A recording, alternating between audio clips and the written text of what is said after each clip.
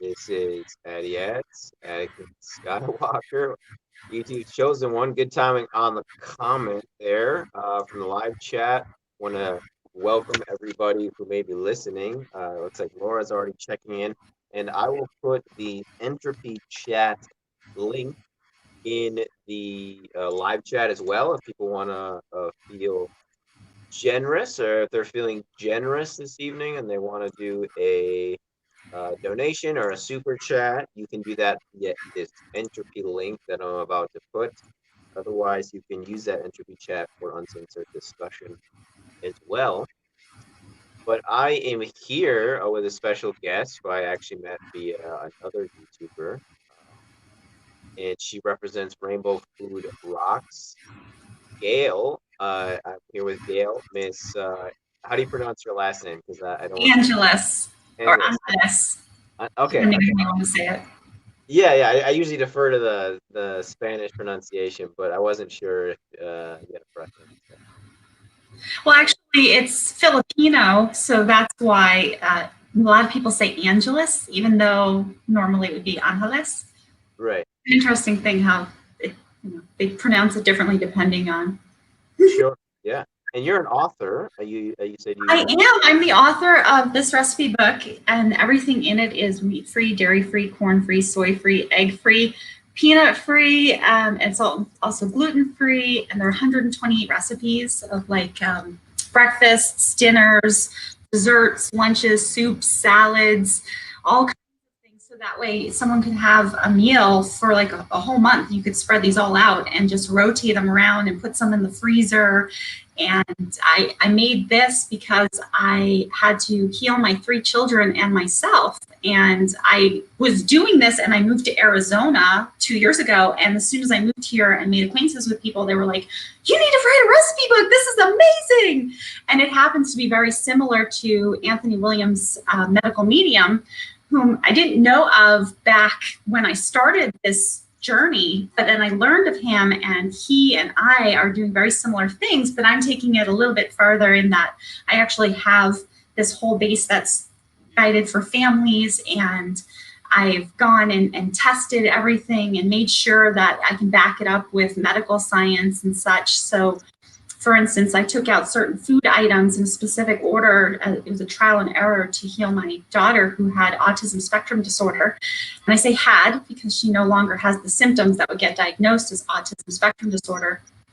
And so it was, I went and did an IgG food allergy or food sensitivity test, the one where they prick the finger and they put the blood on 5 different circles. And sure enough, the items I had already taken out showed up as being inflammatory, which was then creating the symptoms, which got to the diagnosis. But this whole process led me down this rabbit hole because I was questioning, what's going on with the dairy when I took dairy out and my daughter got 25% better. And then what's going on with the wheat? And then what's going on with the corn? Because I tried to substitute corn products in lieu of wheat, and the corn was worse than the wheat. And that led me down this whole rabbit hole of GMO and everything going on and all these chemicals being used in our food. And then from there, it led me to the vaccines and what's in the vaccines. And from there, when I moved to Arizona, by that point, I started getting associated with people in the medical freedom groups here and a lot of different political groups. And we all had the same opinion about how we should decide what goes in our bodies, and we don't want to be chemicalized. And that had led me to Dr. Paul Cottrell, and that's how you and I met, was because Paul and I became close friends because we were going back and forth, and I was telling him my experiences and what I had done, and he is going through and learning things in school, and he wants to be a surgeon eventually. So we would go back and forth, and I would share information, and he would share information, and I was, okay, I know this, and how I know it, and then from everything that went on with the whole Wuhan crisis, which turned into being labeled COVID-19. SARS-CoV-2 is the actual virus. COVID-19 is the disease. And I had been messaging Paul a bunch when he first went on Rex Bear Leak Project's show. And the funny thing is, I was supposed to go on that show when he was first talking about that virus being bioengineered. And he got my slot, I got postponed. And so I was curious, who took my slot? And so I listened in to Dr. Paul Cottrell. And when he was talking about the virus and what was going on in Wuhan and it being bioengineered, I just kind of like dropped my jaw because 2 nights before I had heard him talk about that, and it was the first time I had ever heard anyone talk about it, I had dreamt all of this. And I had written it down in a dream journal. And I actually made a video, and I'm going to repost it on my new channel because I have an alternate channel now. I'm segregating the recipes and the essential oils from everything else to just in case, for censorship reasons and such. So I will repost that either this evening or tomorrow, that prophetic dream that I had released way back like 5 months ago or something. But that's how Paul and I started talking, and I went on his show and I shared my prophetic dream. I read it out on the show. I created a separate video of it, reading from my whole journal entry.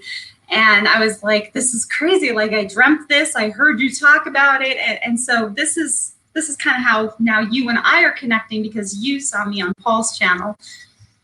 Yeah, it's really cool. And I think you guys sell something together too, right? Am I misremembering? Sorry, say that again, please. You guys have a product you sell together, is that correct? So what it is he sells the Quench Naturel products, and I actually am friends with Alana, the business owner who created Quench Naturel. And so when he was looking for health and beauty kind of product, I was just going around to the different businesses and business owners I know, and I looked and I saw her product, and I was like, hey, I know her from doing my own booths at certain farms out here in Arizona. And so I said to him, hey, check out her products. And the thing is, I make very similar products, and I use my essential oils and all my little goodies to make it. But she already is packaged up and ready to go, and I want to support her business. So Paul sells her products, and then I sell the essential oils. So it's the Rainbow Herbals essential oils, and it has my rainbow logo. This is a rose hydrosol, for instance. And I have different oils like peppermint and tea tree and lavender. There's a whole list that's on my website, which is rainbowfoodrocks.com.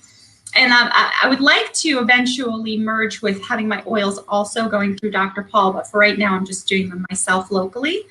And then if somebody wants me to ship in the United States, I'll ship in the United States.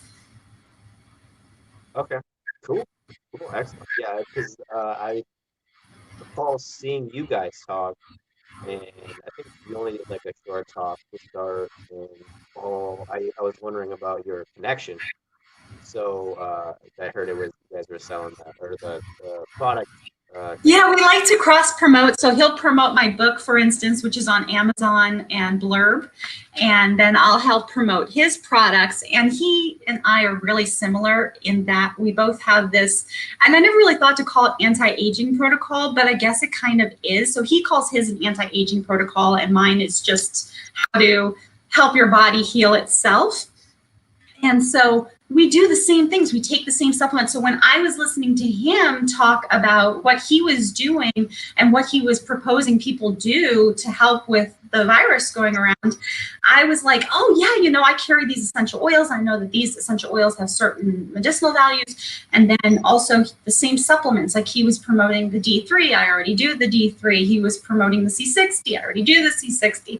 So all these things that he was promoting, like the licorice, we're going months back when he was promoting the licorice. I was already doing licorice all the time. And then I talked to him about the chaga, and a few other people mentioned the chaga too. And I do the Chaga Mushroom Tea, and I have a dandelion like mock coffee. It's an herbal coffee in my recipe book, and I use the chaga there. So what pretty much is going on is everything that I'm doing in my daily life, and same with Paul, helps us boost our immune system, which helps keep us from getting sick.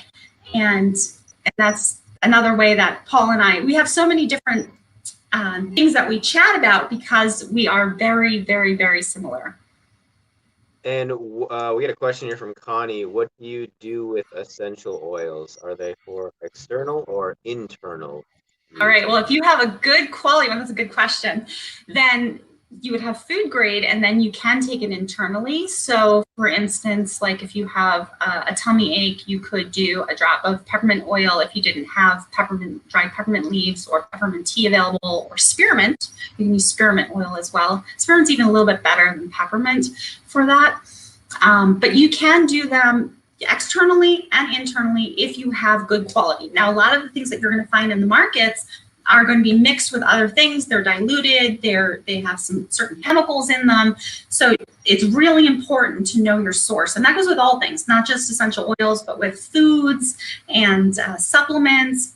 You really want to make sure you have a good source. So I have on my website all the different brands and specific places I get things from for food and supplements. So that's somewhere that people can go that I vetted out for myself. So for external, I make like a lotion. So for instance, I'll take my really pure, undiluted peppermint oil and lavender and tea tree, and I will mix those together with coconut oil, and I'll make a lotion to put on my body. And lavender actually helps with reducing stretch marks, and I do a lot of yoga and stretching and handstands and such, so I want to make sure I don't get any of those stretch marks, so I use that daily when I get out of the shower. But you can use them in other ways too. It depends. Like if you have a headache, you can use peppermint on your temples, but again, if it's pure, you want to just put like a carrier oil. I make rollers where I take the carrier oil and the pure oil and put those together, and I'm really particular about my carrier oils too, so I usually use coconut oil or jojoba, and then make sure they're from a good source. Okay. And for those that don't know, because there might be some people that don't know how, essentially oils are used, other than, I know you mentioned peppermint for like a stomach ache, for a headache. What other uses are there? Is there just cosmetic uses as well, or more functional uses? Is it like a tiger balm type of? It's all of the above. I mean, you can do so many different things. So for instance, like I have a super energizing detox smoothie where I'll put a drop of peppermint when I can't source organic mint, although now I'm growing it in my backyard, which is like a farm in itself. So like, let's say I want to make lavender ice cream, and I have a recipe for that. And let's just pretend, because even though I carry the lavender, the dried lavender, let's pretend I don't have it to steep a tea to make my recipe, which is a lavender milk base, and then I turn that into an ice cream with frozen bananas. And I'd like to just mention I don't use cane sugar. There is an option for like one recipe, but all of my items, the only kind of like sugar I'm using is coconut sugar, but I really stay away from that and try to use dates and maple syrup and honey for those that do honey. So getting back to that though, like let's say I didn't have that. So I have my food grade lavender oil. So, I mean, a little drop goes a long way. So you have to be really careful. I've had people that, put in way too much and ruin a recipe. And I did that once a long time ago too. So you just a minuscule amount and you can get that lavender taste, and you can have that lavender ice cream. That's kind of a unique thing that's not really popular here, but in the Pacific Northwest, lavender ice cream is pretty popular. And they have like a lot of lavender up there. Tea tree oil can help with things like if someone has a wart or some kind of fungus or something else going on with the skin. Eucalyptus, I carry eucalyptus that can be diffused and can help with breathing, and especially if you have like a deep cough or congestion. And what was your question, Abby? Oh, I was just gonna say, I know tea tree oil is used by people for acne as well, I believe. Mm-hmm. That's right. That's correct. Good job. Yeah. So, all kinds of different things. I even have a ginger oil because normally I'll juice a lemon and chew on fresh ginger every morning, and I dilute it with water, of course. And so I have the ginger oil because if I'm like in a pinch and I'm like, oh, maybe I'm gonna get like a sore throat, I'll just put a drop of my ginger oil in my throat too. So, that's just another example. That'll help you with sore throats, the ginger. Mm-hmm. And you can use it in cooking too. I mean, if your recipe calls for ginger and you don't have ginger, just remember you want like a minuscule drop, and you want to kind of taste test it because a little bit goes a long way. And I made the mistake. I was making pasta fagioli, which translates to like a bean soup, pasta fagioli, some people say, but in Sicilian it's pasta fagioli. And I was like, oh, let me try my oregano oil and put it in. I put just one and it ruined the whole recipe. So it's like, when I say a minuscule, I mean like not even a full drop. You got to really be careful. Unless it's something like my lemon lime balls. I make these lemon lime balls, which are great for the upcoming holidays. And oh, I see that question there. I'll just say quickly though, like I put lemon and lime oils in there. And for that one, I use quite a bit because I really want that lemon and lime to come out. Okay, so to answer Connie's question, where do you get your ingredients, Gail? Many different sources. A lot of them can be found on Amazon.com nowadays. Some of them I get directly from the person's supplying it. It just depends. Some of them I actually have to go on Amazon Canada. There's just one in particular. It's a baking powder that's aluminum-free and corn-free and organic, which is kind of a tall order when you're looking for a really clean baking powder and you don't want to make your own. So that one I get from Canada. But all of those things are on my website. So if you're curious, like, okay, where is she sourcing this and what is she using? Anything that I used for this recipe book, when I was making these recipes, it's on www.rainbowfoodrocks.com. And let's see, Bob K, why is buying food so complicated today? Going to the supermarket? Yeah, I know. Yeah, and read all the health. So yeah, exactly, keep it simple. Well, there's just a lot of confusion out there. So many people want to jump on that health and wellness train, that bandwagon, and they're going to label things one way, but it's really important to turn it around and look at the ingredients. That's the key. The ingredients, where's this coming from? Like what country or what area? And has it been tested to make sure it doesn't have certain things? Is it cross-contaminated? Is it an area? It gets a little beyond that. It would be a long discussion to just go into every particular item that I have in my cabinet.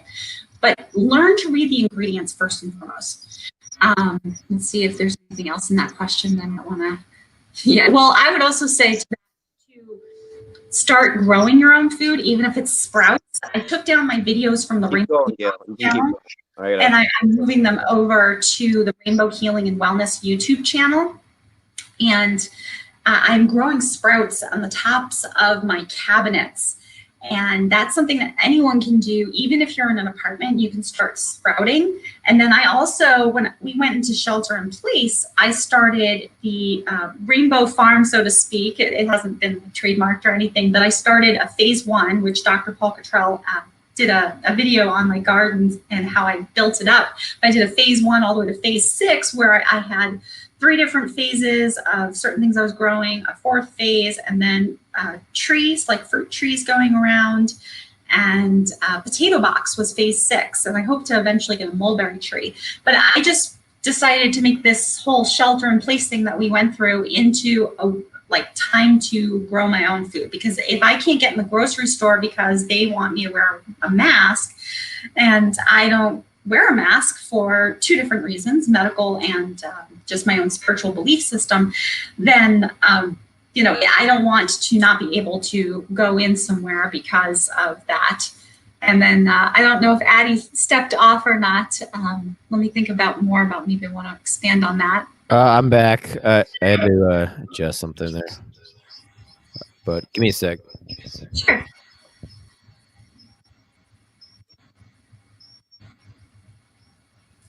Okay, we are.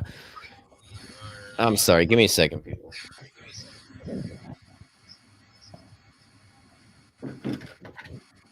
Okay, just testing a new phone that I got, and it's not working out as well as I would like it to.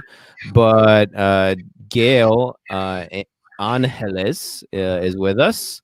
She was just answering questions from the comment section about buying food. So it sounds like you do most of your purchasing in mass or in bulk via Amazon, various retailers, or wherever you can find. Well, yes, it's a launch. I mean, I'm harvesting from my backyard, and then I'm sprouting, and then I go to a place called Natural Grocers here in Arizona. It's the only food store that I'm actually going to right now, because they make sure everything is organic. It's not sprayed. They do rigorous testing, and they are being very kind to people like me instead of being very rude, and they are letting me in instead of harassing me. It's the only place that I can really feel comfortable shopping. And what store is that? Amazon is another big one, but I'm really trying to move away and buy local right now. So like going to local farms and things like that. What were you going to say? What store is that you shop at and in person? That's the only one. So it's called Natural Grocers because it's easier to go shopping. It's a more friendly experience, or it's a nicer experience. Yeah, sure. You don't get harassed for mask rules. Yes. Well, what I was kind of touching on when I was answering one of the questions was going into stores and being harassed about a mask. I did a video, which again, I'm moving from my Rainbow Food Rocks channel over to Rainbow Healing and Wellness, and I'm just in the process of slowly uploading them and re-releasing them, about my Sprouts incident. So when the masks became a big issue, and they were saying here in Arizona that it was guidance, mind you, it wasn't a law, but they were going and saying that we had to wear masks. I ran over to Sprouts getting as many wild blueberries and frozen goods as I could, because I had a feeling that would be my last time ever going to Sprouts. And my intuition was correct. I am quite intuitive, and that's something you'll discover. And I have quite prophetic dreams. And so I knew that this was going to be an issue. I kind of was just hoping I could go into this one store that was currently supposedly not harassing people over masks. And I went to go in, and it was really challenging because there was a young boy or young man, I should say, at the door, and he was kind of acting like a guard there. And I told him about my medical exemption, and he made me divulge why I had a medical exemption. I went and told him my oldest daughter had a medical exemption. He could care less about that. He went and got the manager. I told the manager, I have paperwork supporting the medical exemption for my daughter here. He's like, I don't care about that. Your kids can come in, but you can't come in. And then I challenged him, and this was before like the major Peggy Hall kind of stuff. And I challenged him. I said, can you show me the law code that says that I cannot enter the store? And this was before Sprouts really hammered down, and they might have hammered down because I wrote in and I also filed something with the Attorney General for Civil Rights here in Arizona. So then he got to the point where he was going to let me in, but then he was still blocking the door, and he was telling me, well, if you go in, then it's not going to fare well for you. So I immediately, after shopping, I made a video about it and posted on Facebook. And like I said, I'll re-upload it to my new channel since I'm separating things. But I was shaking, and I don't shake very easily. I'm a pretty tough lady, Taekwondo trained and armed and everything. But I was shaking because I had been hearing reports from my groups of people being harassed and getting like nuts thrown at them and silly stuff. And I was alone with my 3 kids. And so I went through and shopped, and I was fine. I told my kids, stay right next to me. But that was the last time I went to Sprouts. That was months ago. And from there, I started educating people about what they could do, how they could file a complaint with the Civil Rights Division at the Attorney General of Arizona's office. And then if they were harassed, they could then file a complaint with the DOJ. And then, where I went for the Arizona disability law, and they do some free consultations, and how I got that and got more information and more clarity. And so I started educating people. And there was another lady where her name is Lana, and she's part of the Great 48, the Great State Alliance here in Arizona. She was escorted by a police officer back to her car. She didn't actually get to complete her food shopping. And that was just like, I want to say it was like a week or 2 after my incident. And we started really all banding together and going, okay, we need to figure out where can we go shopping. And that's where the whole Natural Grocers came out, which I had already been shopping at, but Sprouts is actually closer to me. So I like it out of convenience, but I support what Natural Grocers is doing a lot more. And then we started networking. Okay, which farms can we get the CSA from, and who's growing what, and what can we trade amongst each other, and just kind of creating a system. And a lot of our groups are actually getting taken down on Facebook. So for instance, the Great State Alliance, the Great 48, they had, I want to say it was like 37,000 members. And then just a few days ago, their group was taken down. So they created a new one. The Patriot Party was up on Facebook. That was taken down. I don't know if it's back up. I haven't checked, but a few days ago that was taken down. So we're in a very interesting time, and I've just, because I have 3 kids and I've been on this healing journey and I have a lot of different common things with Dr. Paul, I've been like the boots in the ground in Arizona, not just me, but many people here. And a lot of that really stemmed from the medical freedom group here in Arizona and the vaccines and educating people about what's in the vaccines. And a lot of people like to say, oh, she's anti-vax. And it's really that I'm pro-educating what's in the vaccine. I want each person to make his or her own choice and not get forced to have a vaccine. So did you want to ask a question? I wasn't sure. Yeah, if you want to go, just go for it. Yeah, but I was just going to point out a comment here from Connie. She likes your website, rainbowfoodrocks.com, and the description box below contains those links. I will also add her Amazon page as well, because I actually didn't know she had an Amazon page. So I'll add that after our chat. She wrote a book, Miss Anna's did. And Gail is in the Southwest, as we said, in Arizona. Are you rural or in one of the big cities? I am about an hour away from the deep, meaning like the capital of Phoenix. So when I go in because I was at I was at 2 different rallies. I was at the Red Rally where Peggy Hall spoke, and I was also at the rally about making sure that the votes count. And Dr. Paul posted that video, as did I. And so I've been having to travel pretty far for those kinds of events. So usually I'm more in the background, but when push comes to shove, you'll see me show up. Was that this week, the vote one? Yeah, that was I want to say it was on Friday. I could be wrong. I think it was on Friday. And I posted it on my Rainbow Healing and Wellness channel, and Dr. Paul uploaded it on his channel. So I did 3 really short videos just kind of showing what it looked like and who was there and whom I was searching for. And who were you searching for? I was searching for the Patriot Party. They had a petition going, and I wanted to sign in person. I had signed a petition on Facebook, but I wanted to sign in person also and just kind of say hi. And I had done a conservative leadership class with some of the people involved in that party. And I kind of like to show up in the physical every once in a while, because I'm, again, like in the background, because I live so far away from everyone else, which I like where I'm living. Live closer to the mountain. I suppose it gets a little cooler near the mountain, or do you guys even have winters down there? Well, it's interesting. The temperature just dropped about a week ago. It was still in the 80s and 90s, minus like a few days of a cold spell. And then it dropped just a few days ago, and it looks like it's a permanent drop to where it's like 39 at night and probably a high around 65, maybe top 70 during the day. And so going from 120 degrees to like 70 degrees is already cold enough, but then to go down to 39, it's like, cold.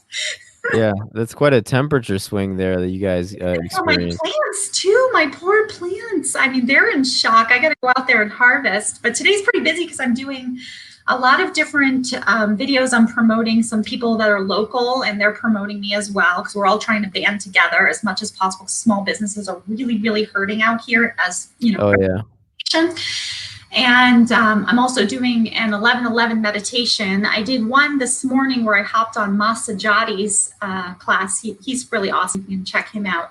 And then I'm going to be with Greg Allison doing one. And I'm not sure if I'm going to do one also by myself, but I'll do one with him and just kind of raise the vibrations and increase the frequencies and hopefully increase awareness and, try to make things for the positive on an energetic level. Yeah, definitely. So you garden. What plants do you harvest or grow in your garden? Well, Arizona is an interesting thing. So first of all, I wasn't a green thumb, and I still don't really think I'm a green thumb, but apparently I have quite the jungle in the backyard now, so I must be able to grow. But Arizona's different. So I made the mistake. I started planting snap peas in April, and only to find out that they would get burnt by August and I wouldn't produce anything, or at least not much. And I realized now, like just recently, a month ago, I planted the snap peas and now they're growing wonderfully. So for Arizona, you have to plant them later on, like October. But normally with snap peas, for instance, people would plant them around like April or sometime in the spring. So I had to adjust. Like okra is growing really well here, and I use it to make some like Indian dishes, and I use it in my sinigang. It's a Filipino soup in my recipe book. My book has a lot of different cultural meals that I've redone to be compliant. And I tried the melons. The melons were so-so. I mean, melons do grow well here, but I just didn't produce really great melons. I had produced a zucchini that was like this big, so big. What else? Celery is growing really well. And herbs like dill, parsley, cilantro, and cilantro just kind of like grows on its own now in many different places that I didn't plant. Green onions, carrots, different lettuces. Actually had to put coverings over everything, and it was a really good thing I thought of it right before the heat wave in May, because the sun will just burn everything up. So with these coverings, I did like 90% shade on phase 1, 2, and 3. That kept things going and protected my little plant babies. I had a question about seeds here. This man, oh, here we go. Bob K. He bought tomato seedlings of a popular brand, but ended up with, I guess, not what he was expecting, not the brand he bought. Do you have, I guess, a framework for selecting seeds for planting? A lot of people like the heirloom seeds. A lot of people like True Leaf Market. But then when the whole virus situation came about, True Leaf Market, I mean, things were getting bought out like crazy. And I personally have gotten some that are organic or heirloom locally, and then I've traded with some friends and acquaintances in my neighborhood, and I've also gone and just regrown things and then harvested seeds, as well as just grown things and harvested seeds. So what I mean by that is like, let's say I collect some pepper seeds and I can regrow those in my garden, or I collect an apple seed, or something to that effect. Or I'll take my celery and instead of using all of it, I'll just chop it to leave about this much. I'll put it in a bowl of water. I'll let it start to sprout up from the middle, and then I put it in dirt in my garden, and then that grows into a nice big celery. Other things I can do that with are like bok choy. So you can take your bok choy and instead of using every part, just snip the leaves, use the leaves for your meal, keep the bottom base. Again, do the same thing in the water for like a day or two, and then plant that in the dirt. So you can regrow. I have not done the tomatoes, but I hear that you can do it with tomatoes. Looks like Spoonfill has a question here. Have I seen my own oils? I have not, but I am associated with a worldwide organization called Ananda, and there's Ananda Farms Camino Island in Washington, and they do their own distilling of oils. And I know the people that run the farm there, their names are Zach and Haley, and I actually volunteered on their farm before moving here in Arizona. So they are a wonderful source. Besides getting lavender oil for me, they also do lavender and distill it there. And they were the inspiration for my nettle salt, because they were taking their nettle and grinding it up, drying it and grinding it and mixing it with salt. And they were selling that up in Washington. So when I moved in Arizona, I couldn't get it. So I had to create my own nettle salt recipe, which I just do a 1-to-1 ratio of dried nettle ground up, and then Celtic sea salt. All right, I love snap peas. What about the rhubarb? Nah, you know what? I haven't tried growing rhubarb. I totally should try it. Thank you. Awesome. Yeah, snap peas are awesome though. The kids love them. Yeah, and I want to go back to your, I guess, motivation for getting really deep into learning about food and kind of food education and culinary education, food harvesting as well. Was your children and your daughter in particular, right? You said you have 2 children and one was diagnosed. 3 children. Okay, one was diagnosed with autism. Mm-hmm. Okay, but now she is not showing symptoms of what one would consider autism. That's correct. So the full story to that is that it's about 5 years ago exactly, and my daughter was diagnosed with autism from the Seattle Children's Autism Center, and they wanted to do a lot of behavioral therapy. And I also had a naturopathic doctor who was my midwife. I had 2 home births out of my 3 children, and so I went through her to go to this autism center, got the diagnosis. They wanted to prescribe medication and do behavior therapy. I have a background where I worked with mobile infants, toddlers, preschoolers, and then I did kindergarten and grade school, and I was also mentoring for middle school and high school. And I got a lot of free training. I worked for certain organizations where I had training, bilingual training. And so I understood a lot of how to manage children and use certain behavioral techniques, which also allowed me to recognize that something was very wrong with how my daughter, my oldest daughter, her name is Abigail, was behaving. So I get the diagnosis. They're telling me I can do the meds. I'm like, dead set, nope, not going to do that. I mean, I don't even take Tylenol. So, and my home births were all natural, no meds, all 3 births, no meds. So I like right away knew, okay, I need to figure out what is going on. Like how, because I'm such a healthy person. I don't smoke, I don't drink, I don't do drugs. I'm not cuckoo in the Cocoa Puffs, even though you might think I am because I'm into energy and such. But I'm super clean. So for me to like have this going on, I just kind of tapped in and was like, there's something else. So I started hearing and reading about taking out gluten and taking out dairy. And I had gone through and like made my own little comments back in the day of like, what's this gluten-free craze and blah, blah, blah. And, you know, later on learning about celiac and stuff, I became more understanding. And so I went to the behavior therapy. I was like, okay, I know what they're doing. I'm already doing this. I don't want to like stomp on their feet because insurance was paying for it and everything. And I was like, okay, well, this is an extra set of eyes. So I went to my naturopathic doctor. So she was going to oversee and did oversee me starting to take out certain food items. And she suggested that I take out dairy first. And that was like at the same time that she suggested, my daughter was eating a Tillamook cheese. And as she was biting into it, she was starting to have those symptoms that everyone knows, those classic symptoms of autism. And if you don't know it, you can look it up. But usually there's some behavioral things where they act very different than how you would expect most people to act. And I was like, is it possible? I asked my naturopathic doctor, and she's up in Washington. I'm like, is it possible the moment it touches her mouth that she's reacting? Because she and I are watching, like my daughter just starts grabbing things and literally throwing them across the room, and we're like, holy moly.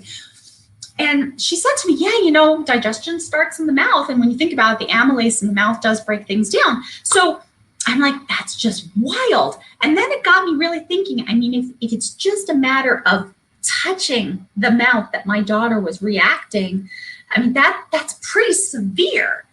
And so it led me to do more research, and I started reading about people and how they claimed they helped heal their child from autism. And I was trying to figure out, you know, the common thing and what was going on. And so I started taking out the wheat, because the wheat and the rye and the barley have the gluten. And like I mentioned earlier, I started substituting the corn, and I had to take out the corn.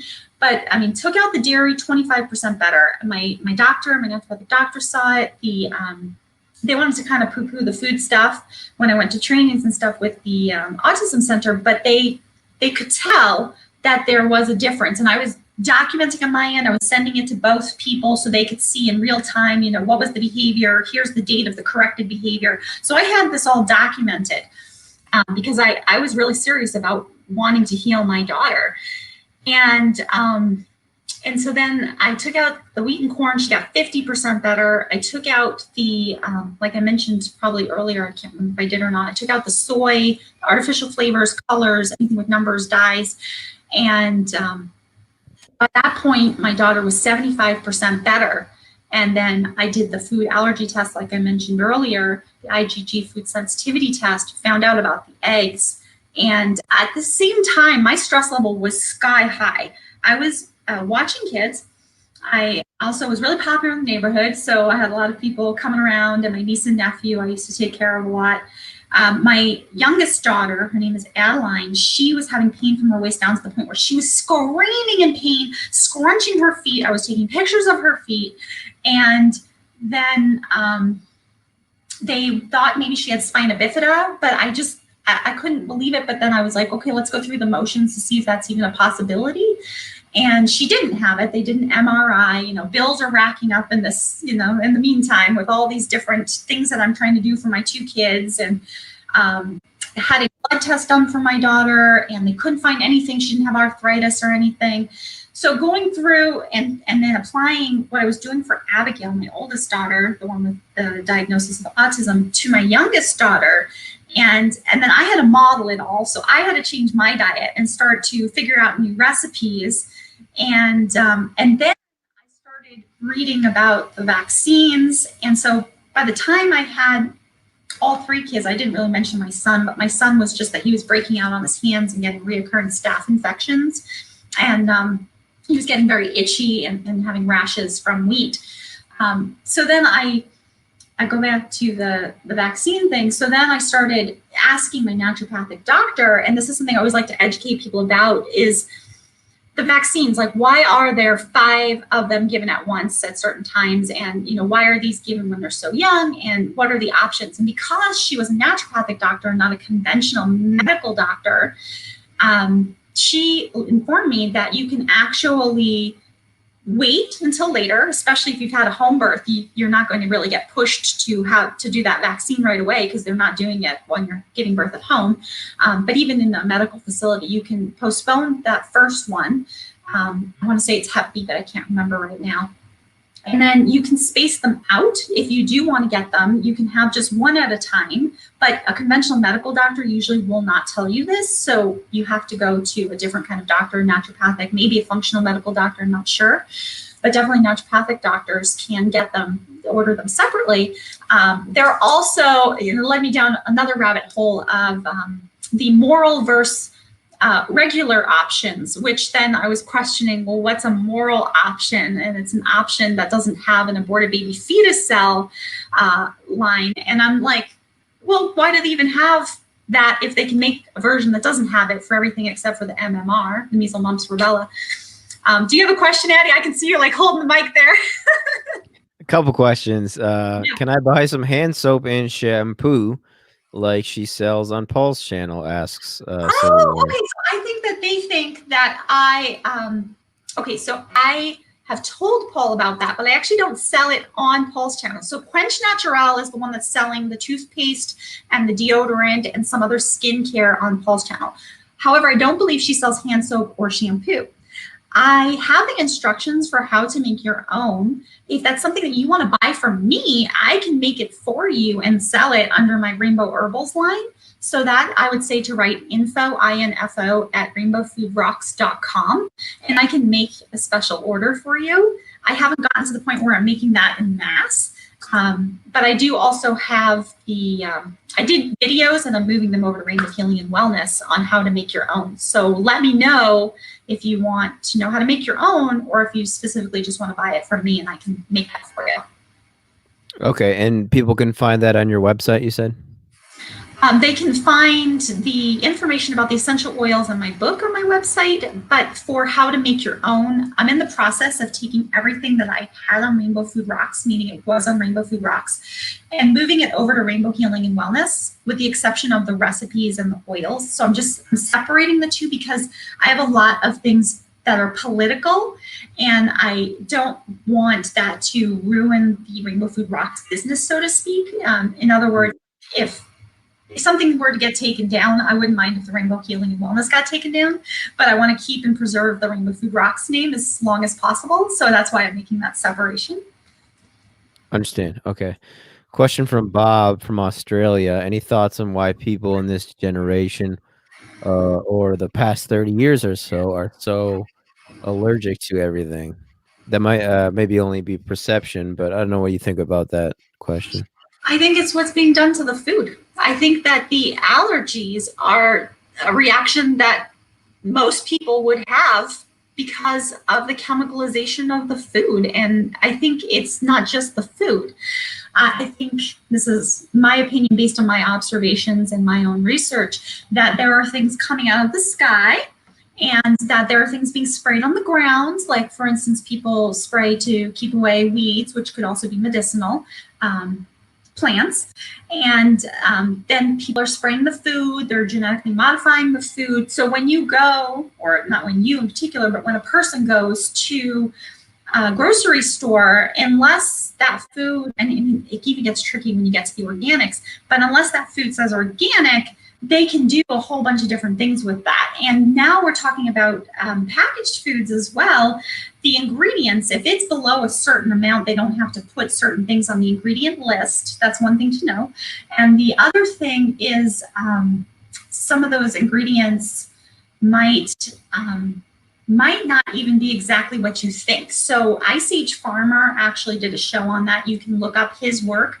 But when the whole virus thing happened, they were substituting certain food ingredients in packaged goods because they didn't have the supply.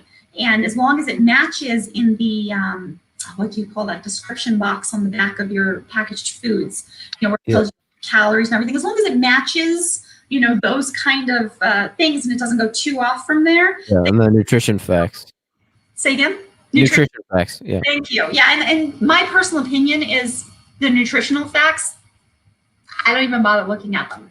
I really look for the ingredients, and does it say organic, and are they simple and pure ingredients, and does that even tell me where they're sourcing it from? So for instance, like 1 Degree Organics, they have the sprouted rice cereal, and that's the only kind of cereal I can get for my kids. So when I don't want to have to make something, I want to give them something really fast, I can use my homemade almond milk, which is a recipe in my book, and I can use that. They also have like oats that are gluten-free, and they're really careful about their products, and they're really paying attention to what they're doing.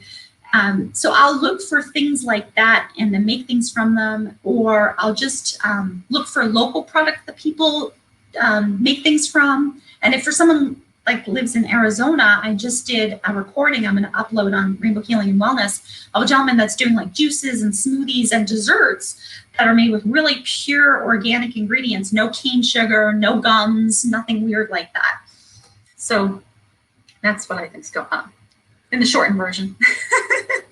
What, since we're on ingredients, what would you say are some of the best ingredients to avoid that you see as the most common in just anyone's grocery store in the West, let's say? I'm so happy you're asking that question. Thank you so much. Okay. So citric acid in the United States of America is usually from GMO corn. Ascorbic acid, I stay away from anything that has soy. I think at this point in time, unless you're getting pure organic, soy in its natural form, that I would stay away from anything like soy lecithin, anything with soy. That's my opinion, and based on a lot of experience in helping heal people. I would stay away from cane sugar, even the organic cane sugar. It's really inflammatory based on my experience. And someone put aspartame. Yeah, MSG. I would stay away from MSG.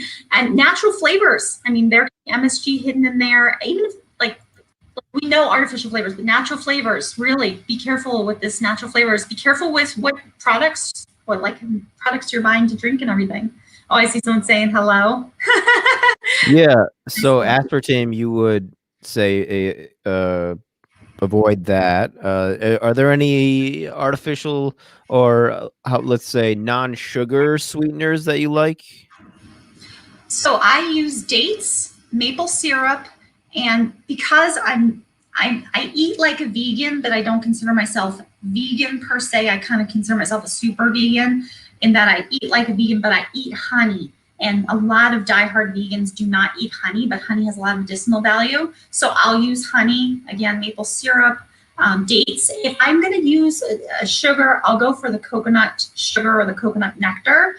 But I really try to stay away from that. It's really for like certain baked goods to really get that. Because I try to, and I think I'm quite successful in doing this, I try to make food just like everyone else would have. So maybe it's an Italian pasta dish, or a Chinese dish, or an Indian dish, or a Filipino dish.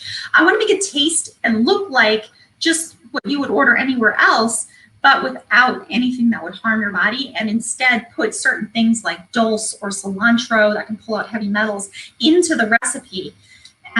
So I'm really unique in that way. Hopefully that answers your question. You can also use some fruits like persimmons. You could use apples. I use applesauce to make my lava cakes. That's going to be in a future recipe book. Okay. Excellent. And as you mentioned, citric acid, ascorbic acid, to avoid, that's very common ingredients. And then we talked about sweeteners that you like as well. And I would avoid corn. I mean, that's everything's tracing back to the corn, and to really be aware of all the hidden versions of corn. So typing corn in Google, and I mean, I can't cite all of them off the top of my head because there are a lot of ways that they hide corn. What are some that you can remember? Is there a few you can share that? Because I'll probably link one of those charts too. But yeah, I know corn is really big. Really I'm gonna say like dextrose. A lot of those ones that end in ose, but like I mentioned already, the citric acid, the ascorbic acid. I feel like when I go to the grocery store now some people are changing, but a lot of the products you're going to find one of those. And same with supplements. Like, really mindful of the source of your supplements, what else is in it, to make sure it's free of certain things, and to check, because a lot of the supplements I'm seeing have citric acid or ascorbic acid in there. And a lot of people get on my case. They're like, well, you need vitamin C. And it's like, yes, you need vitamin C, but you want to make sure that you're getting it from a good source. So if you are going to get citric acid or ascorbic acid, make sure that the citric acid is from citrus and the ascorbic acid is not from GMO corn. Yeah, and as far as soy too, I've read that it's very bad, especially for males. But you would say that it's bad for everybody. I would, yeah. A lot of people say for the males because of the estrogen aspect. Yeah. I would say just in general, I don't trust it, and I really don't trust the soy lecithin that they're starting to put in all these different products. And really getting back to the basics of going as pure as possible and going to be as clean as possible with as little added ingredients as possible is the best way to go, in my opinion. So you talk about masks. I see the kids here are getting off the bus and they have masks on, happening in Arizona. Children's immune system going masks. Yeah. So we don't wear masks. We're not going to wear masks for my family. And that's just for in my household. And my kids are homeschooled. And I'm encouraging a lot of people to either homeschool or free school or look into something like that. In Arizona, it's a lot easier to do than some other states. I know it's possible in Washington because I was also doing it in Washington. And Arizona is probably the easiest I've seen thus far for it. And for homeschooling? For homeschooling, yes. Yeah, it's much easier because there aren't as many restrictions. Like, for instance, in Washington, when your child gets of a certain age, then you have to do certain testing. So your child still has to show for this test. And it still would be based on their system. And one of the things I'm eventually going to work on, but of course I have so many different projects that I'm working on, is changing the education system, because it's my opinion that this education system we have set up is just kind of like hindering, and this is again my opinion, hindering children from really exploring and learning, and it's just having them regurgitate things that aren't even necessarily fact, but that there are certain corporations that are controlling what's in the textbooks, and then they're forced to memorize this and regurgitate this. And I would like an education system where children are really learning, and on top of that, I would like to see certain things incorporated to increase their vibrations, them growing a garden, and kind of making it experiential learning as well, where they're taking what they're growing, they're using it, they're creating, and in a way like incorporating all maybe 12 major subjects, you could say, into their daily activities in a natural way where they're learning and they don't even realize it. They're just going through and they're initiating, and within limits, like there's certain guides around. I have this certain vision that I'm still kind of hammering out, but I've been doing homeschooling since my kids were babies. Yeah, yeah. And can we go into homecoming schooling just a little bit? As far as I don't know. Well, I guess a good question for someone who wants to do it, because I would guess, and I don't have data, but it's almost like something but you haven't proven yet, is there's going to be this huge influx of people wanting to homeschool now because of everything that's been going on. What do you think you wish you knew at the start that was something that you're like, oh man, that would have saved me a lot of time or effort, or something that you wish you knew before you started this homeschooling endeavor? Because it's been a couple years, I would imagine now. It sounds like. Yeah, so I started the homeschooling when I started staying home with my daughter Abigail. So she was about 9 months old. And I stopped working for a governmental agency in Washington, and I had the education background because I'd been working with children while I was in college, which it's interesting because I studied what I studied and what I did work-wise. Everything's coming together now, but at the time it was all very segregated and parceled and seemed very like, why is she doing all these different things? So when I started homeschooling, I was doing it just like I did in the traditional school. I was getting the same kind of materials. I was doing an extra level of having more hands-on. So for instance, like I would take my daughter and maybe her friend, and even at age 2, I was teaching them how to make quesadillas, because back then we were still eating the cheese, how to make quesadillas in the frying pan. And I was also incorporating my language abilities. So I was, teaching some French here and there, or some Hindi words, or Spanish, or I would get books from Canada because I was living close to Canada, and I would bring them back and I would read in French to the kids and also translate it in English. And then I had like some Hindi books. I would do the same thing. We'd read about dosas and then like make dosas and things like that. So I had this, it was like kind of similar to regular education, but then I was branching out, and this was like the beginning of what I'm envisioning now, where I had my house set up, where I had a playground in the backyard, fully fenced in, and I had a sandbox, and we would go on nature walks. We did walks daily. We'd go to parks. We'd go to museums 3 times a week. And so I didn't know what I was doing, but I was just kind of trying to figure it out. And when someone starts off, the first thing they ask me is, what curriculum do you use? I need a curriculum. And that's the thing that starting off like trying to be by the book, and then veering off, and then now being in Arizona and trying to do this experiential learning, I've come to realize that you really don't need a curriculum. What you'll find is that your children already have certain interests, and all you need to do is find the materials. Like for instance, go to the library and get a bunch of books out, and then I place them, for instance, in my living room, and I make a line of them so my kids can see all the books for the week.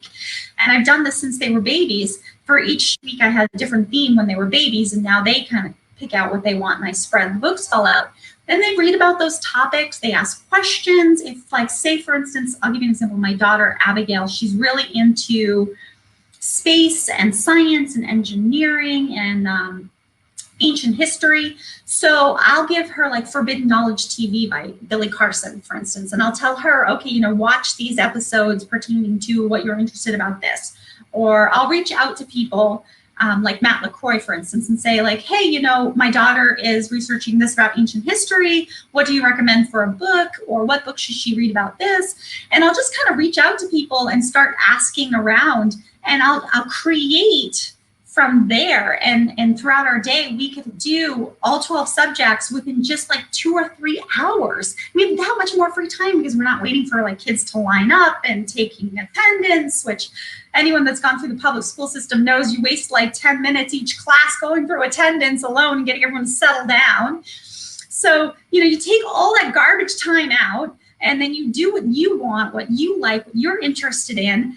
And here in Arizona, you're free to teach whatever you want, as long as you're making sure that your children can read and write and do math and spell. You're welcome to do anything else you want. So going back to answering your question, like you start off thinking, I have to be so structured, I need a curriculum, I need everything I was indoctrinated with in the public school system. And then you start to realize, like, this could be anything we want. Like, it doesn't have to be so much in a box. You can think out of the box. Yeah, that's a great way to put it. And I am thankful because my first high school in particular, I went to 2 high schools and they both had their pros and cons. But my first high school in particular was pretty good. I would say very good. I think as far as public education goes. But then my second high school experience was it wasn't even a full academic year, but it was so mind opening just looking at the AP tests and how Yeah, I remember those AP tests. I had to do all those too. Yeah, like certain, I think especially government schools will push them because they want to get their stats up, right? They want to get their number of tests passed, that number to be as high as possible. Whereas my first high school, you couldn't even keep up with the homework in like a push, for example, like US history, such that you could take 4 or 5 tests in a year unless you were like, one of those valedictorian types. But in my second high school, it was like, yeah, sure, take a test. If you fail, you fail. They really encourage the test taking, which regardless of the reason for it, I think it really encourages people to understand that they can learn new things. So there's pros and cons to those different things. But yeah, just as far as you don't have to be set or in a square, box, rectangular curriculum, however you would like to describe it. I think when you look at something like mathematics, that's as objective as one can get with, a subject that is commonly taught to children. But like history, that can be, it's so many different things. Unfortunately for the U.S. educational system, I think it is often painted instead of told, right? It's not, there's a lot of propaganda that goes on, and you don't realize that until after the fact, and you get these new perspectives. So yeah, you really can go so many different ways with it, and I think individualizing it is the biggest advantage to homeschooling, which is why I'm delaying children as long as possible. Now, the other thing though with homeschooling is it does take a parent to be around. Yeah, it's a lot of work. That's like trying to work from home to, make sure that there's an income and everything. Go ahead. What were you going to say? Yeah, I mean, you would know, but I would imagine it's almost a full-time thing, or it's like a day job, right? Where you're, I wear many different hats. I mean, my daily routine is like getting myself ready. I do yoga and meditation in the morning. I'm currently taking some Masajati classes also. So I have some classes that I take twice a day. And then, going on shows like this, communicating with people and being, on the ball with what's going on for everything all over the world, and teaching, and then cooking and cleaning and running the garden, and, all those, bill paying and all those things that go on. And so I'll find myself like trying to multitask, and I had to become, and I am very efficient because I have to be. Yeah, definitely. What's that? It can be done. Yeah, definitely can be. And I want to thank you for coming on today, Gail. I think we had a great chat. I'd love to do it again. Just a nice introductory chat so people in my audience know who you are. Haven't seen all of your interviews with Paul, but you do talk to Paul somewhat regularly, and I will add those Amazon links, as I said before, which includes the author's page and the book page as well. If people want to purchase Gail's book, And which is a great holiday gift idea for people. Yeah, recipe book. There you go. Yeah, definitely. Any final thoughts you would like to share with people listening? No, I think I said quite a bit, and I thank you so much for inviting me on your channel, and I look forward to chatting with you more. Definitely. Yeah, let's do it again. Actually, before if we can, could we just get one take on the macro geopolitical state that we find ourselves in with this election? I would Okay, be remiss to... give you my intuitive perspective. Okay, yeah, whatever your take is, yeah, on what's going on with the election, and is it stolen? You know, Trump, Biden, the whole thing. What do you think? I don't think we'll have Biden as our president. I hope you're right. So I will kind of leave it with that. Oh, wow. I really hope you're right. For some really huge shifts and some big changes. And I do see a lot of chatter, and I've heard from multiple sources about the fiat system changing, which I'm sure you're aware of.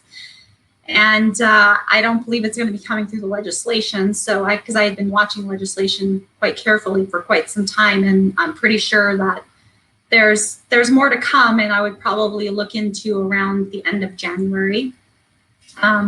And I'm seeing a rough time, and then I'm seeing a lot of relief afterward. So we're just gonna be going through that, and then it's gonna get better. And so I reposted one of my videos on Rainbow Healing and Wellness from a few months ago when I had that download. And so I just thought I would reiterate that. Okay. Excellent. Oh, and one more thing. Paul wants me to say that he's running for 2024. So Paul Cottrell for 2024. There you go, Paul. You're welcome. Wow. That is fantastic. Yeah, Paul Cottrell, 2024. Yeah. I'm voting for him, more than likely. I don't see anything wrong with, I don't see I have anything to lose by voting for Paul Cottrell at this point. So, shoot, maybe I should have voted for him this year. Well, who knows? We'll see what happens, maybe sooner rather than later. But definitely for 2024, he's going to run. So I'll be there if he wants my help. Fantastic. Awesome. Thank you so much, Gail. And let's chat again soon. Okay. Thank you also. Fantastic. Thanks, everybody, for joining. I will, again, update the description box. Her website is already there, as well as her other links. And thanks for listening. Stay frosty, folks, and we will see you all next time.